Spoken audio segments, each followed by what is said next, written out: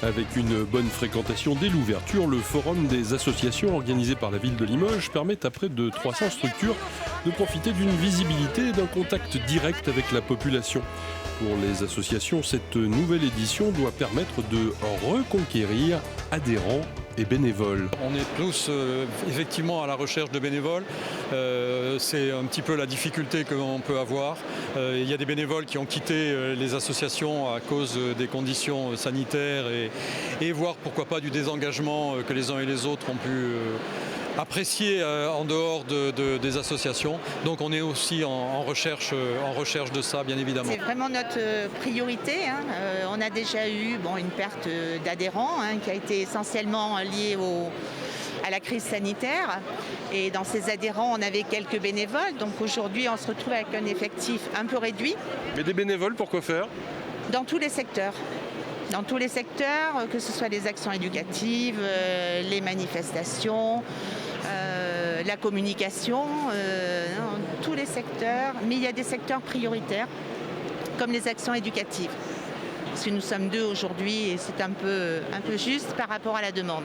Donc la particularité de Culture Alpha, de par son histoire, 41 ans cette année, ça commence à compter, d'une association qui a été créée par des bénévoles quand ces personnes ont vu émerger un besoin.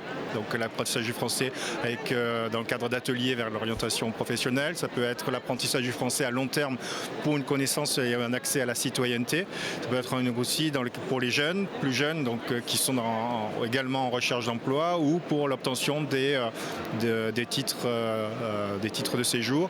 On fait passer les examens de tests de connaissance du français, on fait du français avec l'initiation à l'informatique. Voilà, c'est l'apprentissage du français langue étrangère pour les personnes étrangères ou d'origine étrangère et avec toutes les déclinaisons qu'on peut imaginer.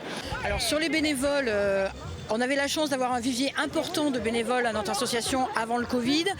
Il semblerait que tout ce qui est la partie bénévolat technique, c'est-à-dire les bénévoles qui animent les activités, il semblerait qu'on soit pas en souffrance et que les jeunes, puisqu'on travaille beaucoup avec des jeunes, soient là parce qu'ils sont passionnés.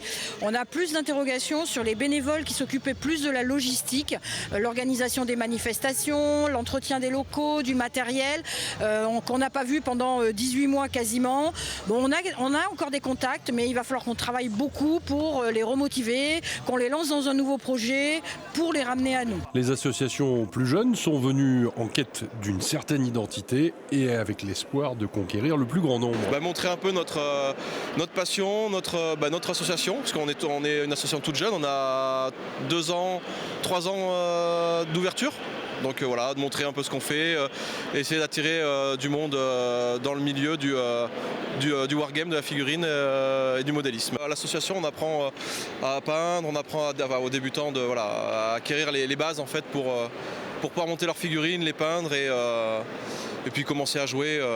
La plupart du temps, elles sont sur grappe. Après, vous avez juste à les déclipser, puis après à les coller ensemble.